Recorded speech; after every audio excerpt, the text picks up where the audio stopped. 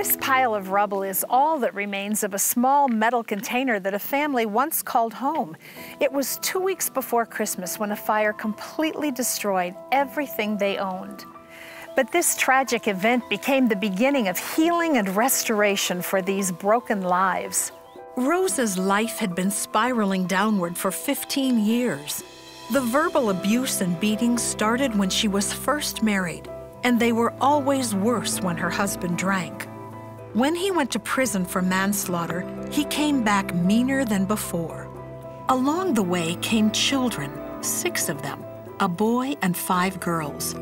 They also lived in fear of their father. And underneath all this emotional turmoil was constant poverty. Rosa and her children live in Gyumri, Armenia, where the poverty rate is nearly 50%. Gyumri was once a large industrious city, but never recovered from a devastating earthquake in 1988. 26 years later, more than 4,000 families are still living in makeshift housing. Rosa's family of 8 was one of them. What little they had was lost one day when Rosa's husband, in a drunken stupor, dropped a lit cigarette on the floor. Only the 3 youngest children were in the house with him. 6-year-old Tamara grabbed her little sisters and ran outside to escape the flames. Their father also got out, but this was a wake-up call for Rosa. She didn't know where to turn, but she knew she had to protect her children from their abusive father. That's when Pastor Ara from an Orphan Promise partner church stepped in to help. He found temporary housing, food, and clothing for Rosa and her children. He also invited them to the Orphan Promise Training Center, where they were introduced to the love of God. 10 months passed, and then during one session, Pastor Ara talked to the older children about dreams and goals and asked them to write down their biggest dream. Then they prayed. Arignaz wrote that she dreamed for a home. God quickly opened doors, and within 2 months, the family had their own apartment. What a difference from the one-room, dilapidated metal container where they once lived. This home came with running water, an indoor bathroom, and a separate room for their beds. Orphan Promise helped the family by providing heat, hot water, and furniture.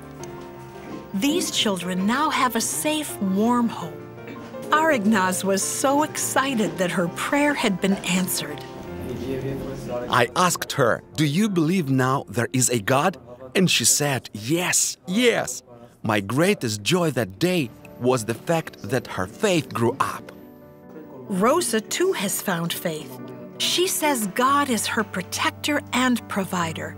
She's encouraged by her women's Bible study, and the whole family attends church. The children continue to study at the Orphan Promise Training Center, where they're learning computer skills and how to speak English. And programs like Superbook help them learn more about God.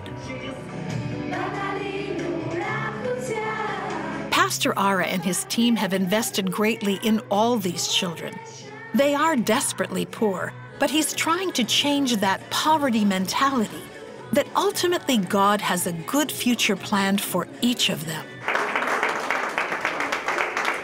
During our time with Rosa, we learned the family had a big need. They had been living with no refrigerator for 5 months, and we were happy to surprise them with a brand new one. I'm so thankful. I'm so grateful for people like you who can help people like us. You've been a good mama. In hard times. It's time for some good times, right? Rosa has been through so much, and before I left, I wanted to bless her with something else. We arranged for her to see a dentist, and she sent us pictures of her beautiful new smile.